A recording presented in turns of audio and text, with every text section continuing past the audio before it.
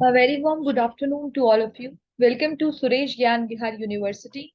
I'm your teacher of business communication skills, and today we are discussing about the most important topic, that is emotional intelligence. है ना, हमने बहुत सारी बातें emotional intelligence के बारे में सीख ली थी। ये सक्सेस प्रिडिक्टर होता है, आईक्यू से ज्यादा इम्पोर्टेंट जो होता है आजकल। लोग ईक्यू पे ज्यादा कंसंट्रेट करते हैं, और हमने बहुत सारी बातें की थी। अब हम जो आगे जो कंसिडर करेंगे वो थ्रू मैं स्क्रीन शेयर कर लेती हूँ, एक और छोटी सी पीपीटी है मेरे पास, उससे करेंगे।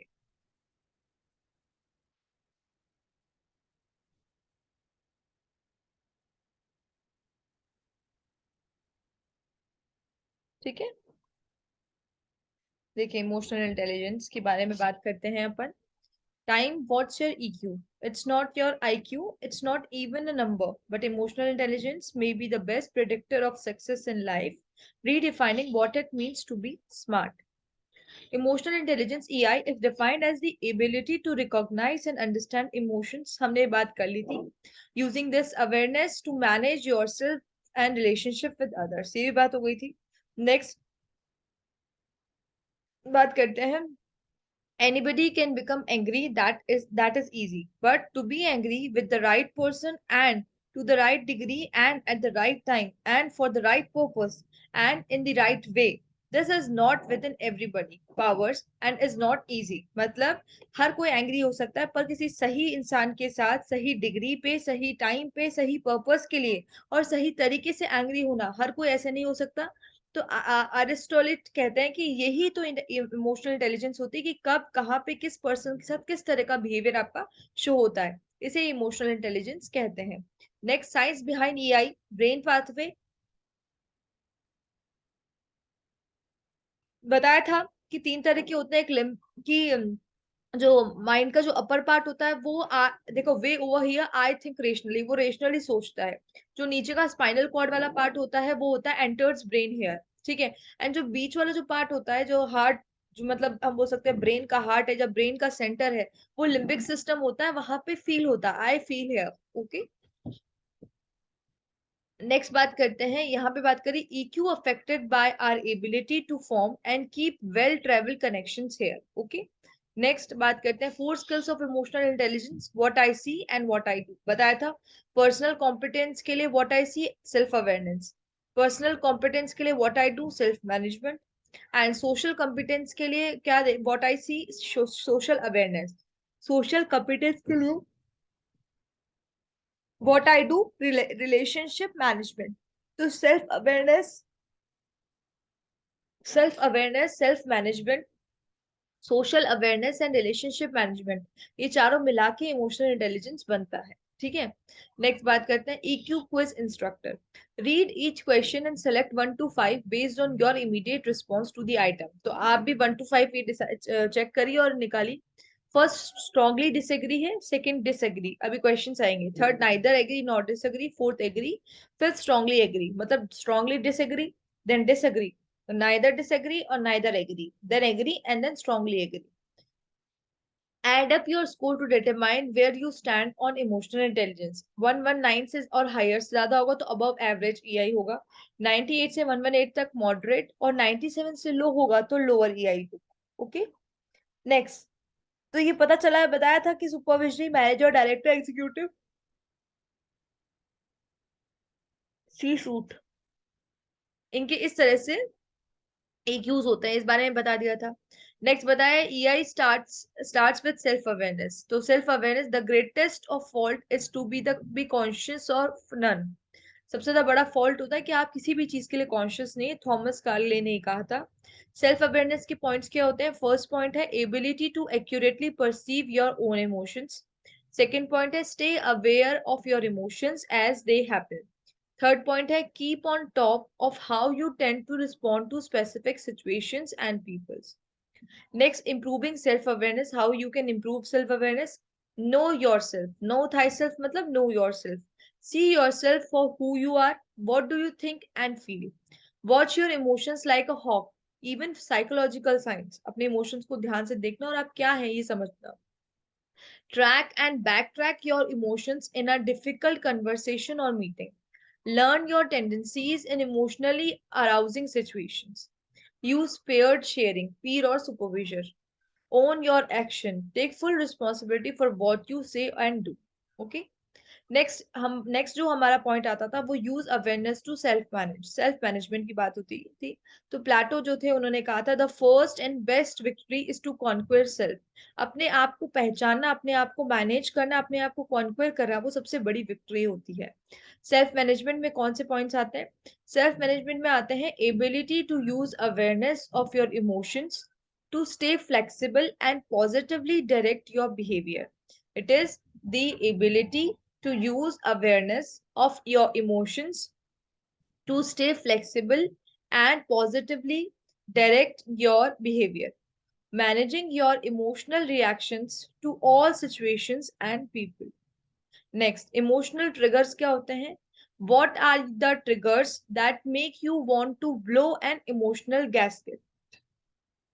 Emotional red flags and breakdowns, angry tirades, door slamming, email letter bomb, withdrawal and isolation, use of sarcasm and inappropriate humor, holding grudges and getting even, passive aggressive behavior. These all the red flags and breakdowns of emotions. Angry tirades होता है, door slamming होता है, use of sarcasm and inappropriate humour, this is the most, मतलब सबसे ज्यादा जो होता है frequent.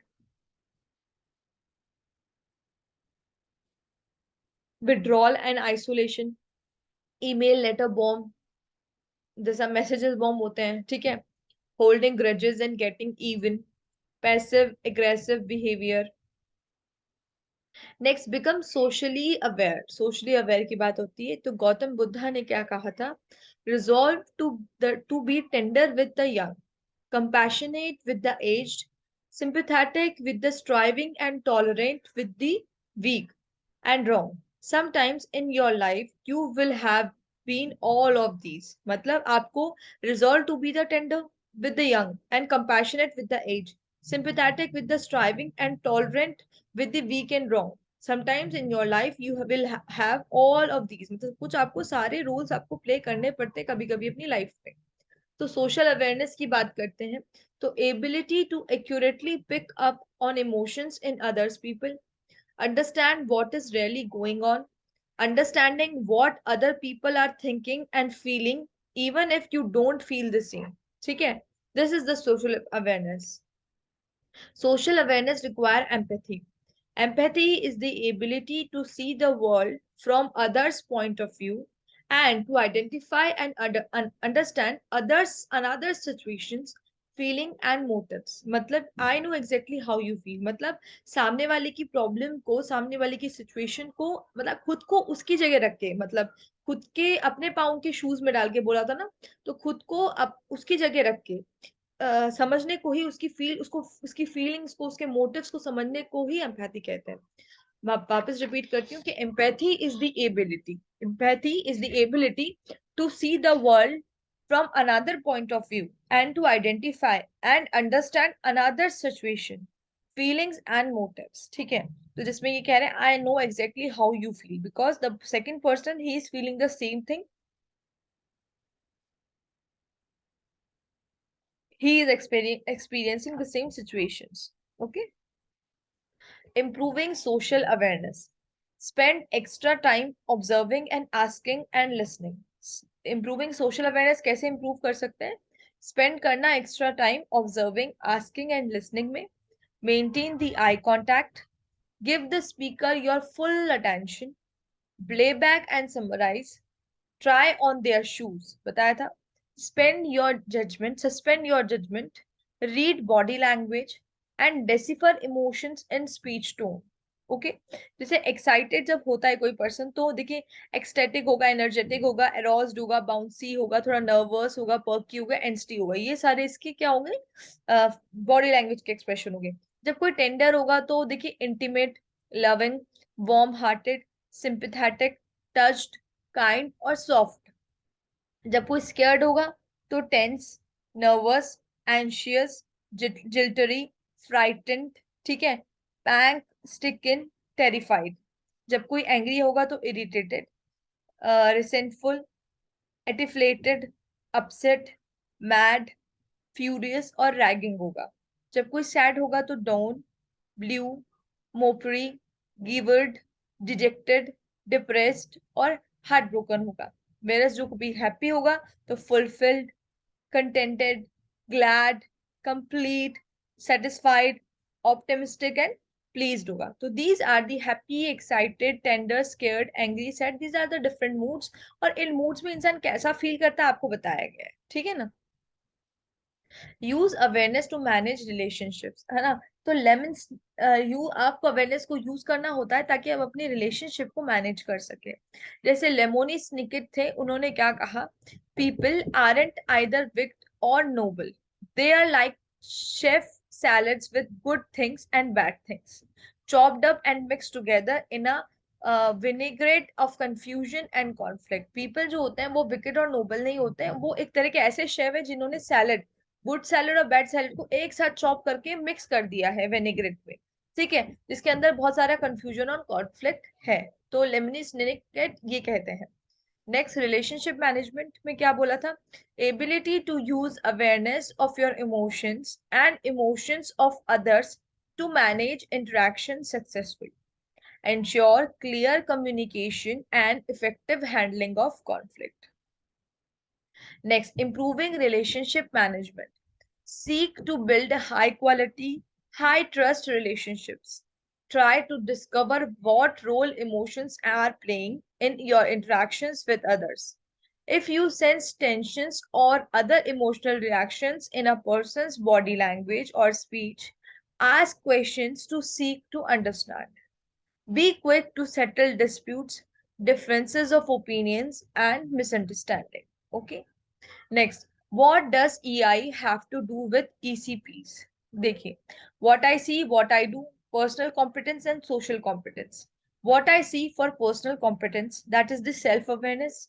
And in that self-awareness, there are 3 points that are ability to accurately perceive your own emotions, stay away of your emotions as they happen, and keep on top of how you tend to respond to specific situations and peoples. Next, what you have to do for personal competence, self management, ability to use awareness of your emotions to stay flexible and positively direct your behavior, managing your emotional reactions to all situations and people. Next, social awareness. For social competence, social awareness, ability to accurately pick up on emotions in other people, understand what is really going on, and understanding what other people are thinking and feeling, even if you don't feel the same. Next, what you do for social competence, that is the relationship management, ability to use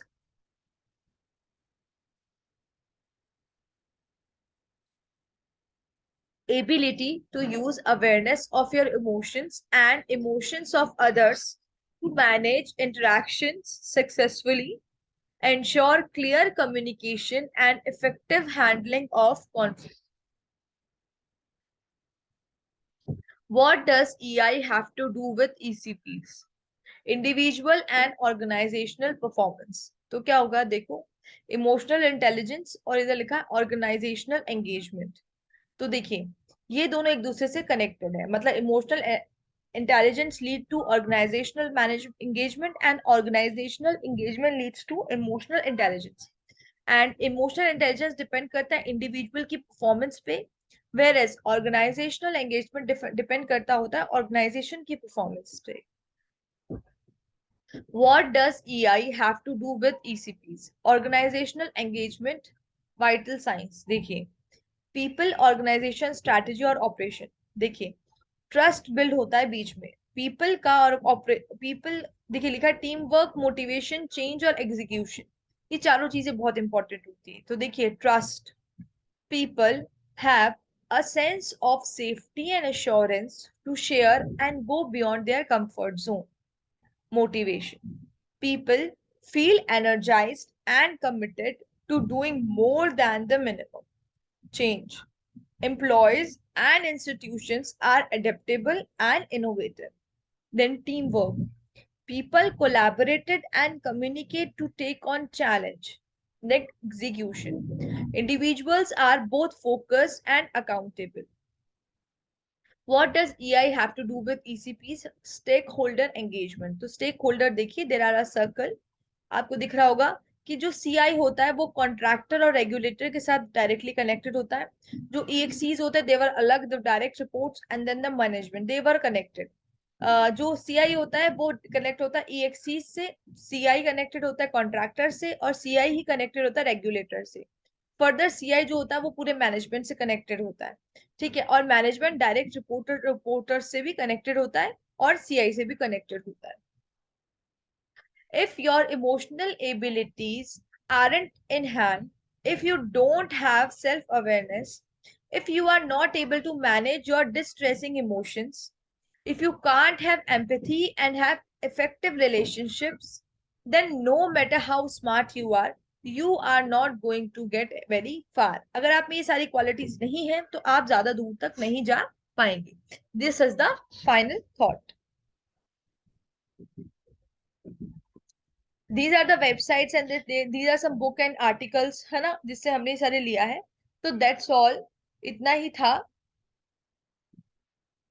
I'm stop sharing my screen.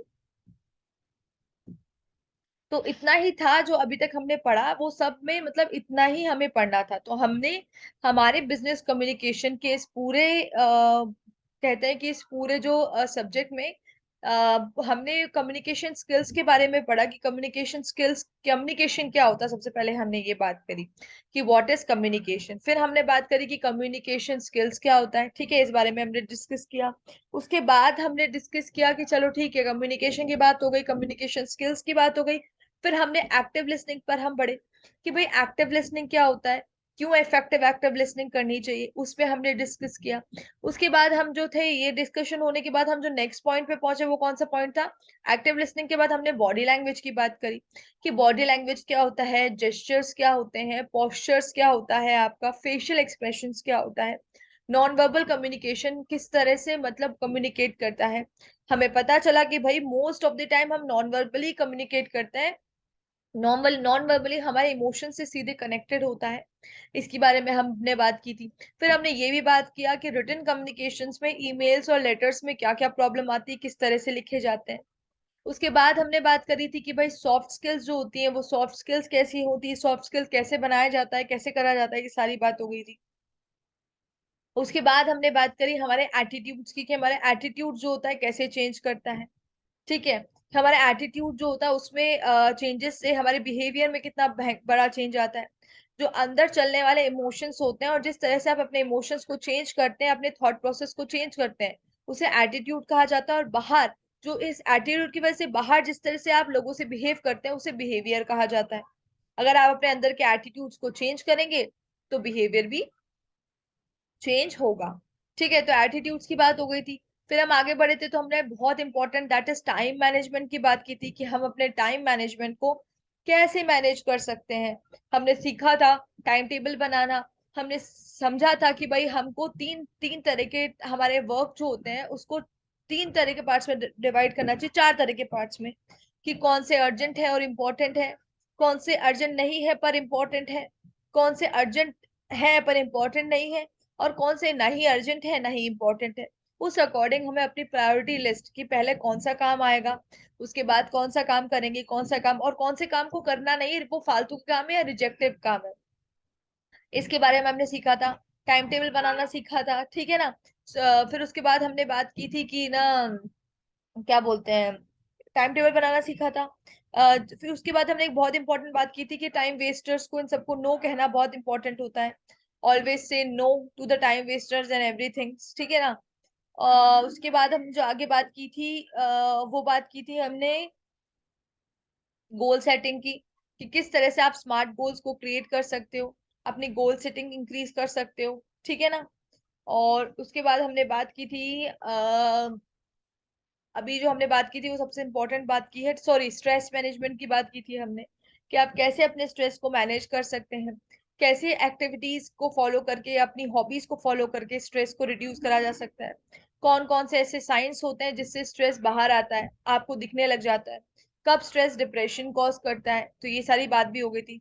हमने soft skills की भी बात की थी कि कैसे soft skills और communication एक दूसरे से लिंक्ड होते हैं। आप अच्छी सॉफ्ट स्किल करेंगे तो अच्छा कम्युनिकेशन होगा, आप कम्युनिकेशन अच्छा रखेंगे तो आपकी सॉफ्ट स्किल्स अपने आप डेवलप होगी। तो दोनों कैसे इंटर रिलेटेड थे। उसके बाद हमने बहुत important topic that is emotional intelligence की बात करी। इमोशनल इंटेलिजेंस की हमने बात करी, जो हमने पढ़ा कि भाई इमोशनल इंटेलिजेंस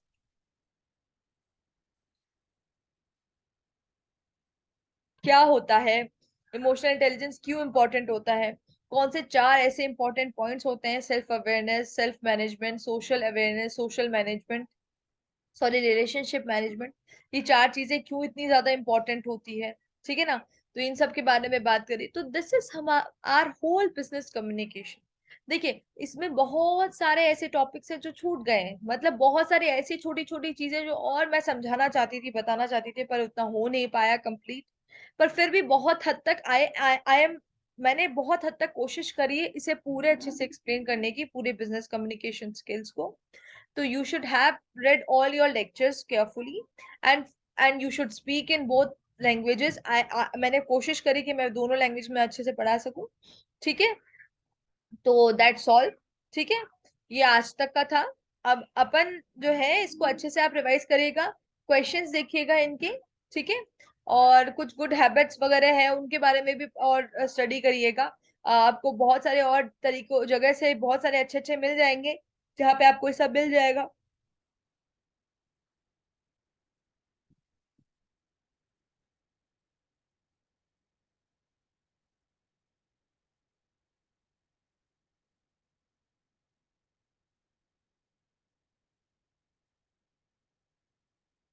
ठीक है।